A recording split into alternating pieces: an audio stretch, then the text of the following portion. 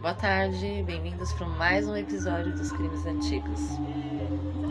Véspera de Natal, 24 de dezembro de 1966.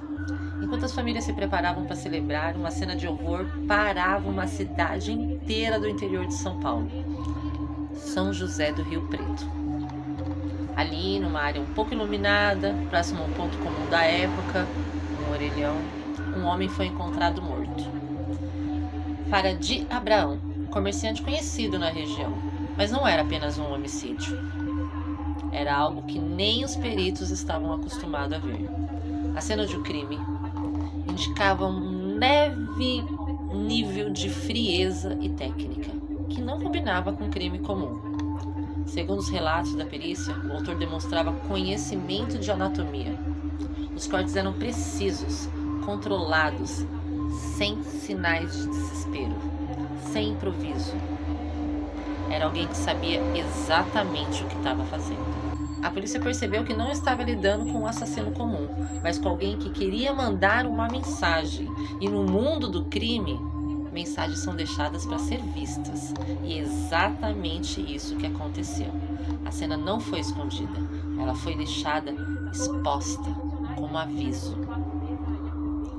Rapidamente o caso ganhou as ruas, e principalmente as rádios, que na época, que a rádio era tudo, os locutores não economizavam palavras, chamavam o autor de fera humana, o homem que abre corpos como gado, e o medo se espalhou.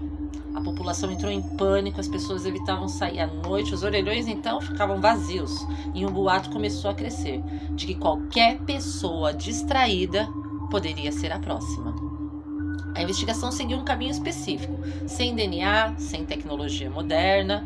A polícia dependia de algo muito mais direto: observação, padrão e comportamento. E um detalhe chamou a atenção: os cortes. Não eram feitos por qualquer pessoa, apontavam para alguém que estava acostumado a lidar com carnes e sabia exatamente o que estava fazendo. Apontavam para alguém que estava acostumado a lidar com carne, e a suspeita recaiu logo sobre Benedito de Oliveira, conhecido como Dito Açougueiro, funcionário de matadouro, habilidoso com facas, experiente em desossas, e segundo a investigação, ele tinha um motivo.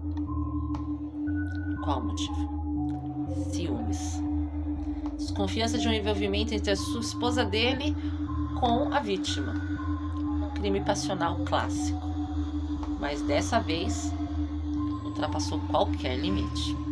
Sem DNA, a polícia recorreu aos métodos clássicos: mapeou os açougues, verificou os funcionários, analisou ferramentas, cruzou informações, e foi assim que chegou até ele. Dito açougueiro foi preso e condenado, mas o caso não terminou ali.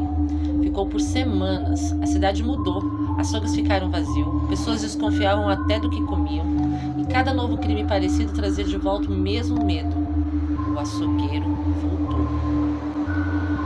E talvez esse seja o verdadeiro legado desse caso. Não é apenas um crime, mas o terror que ele deixou.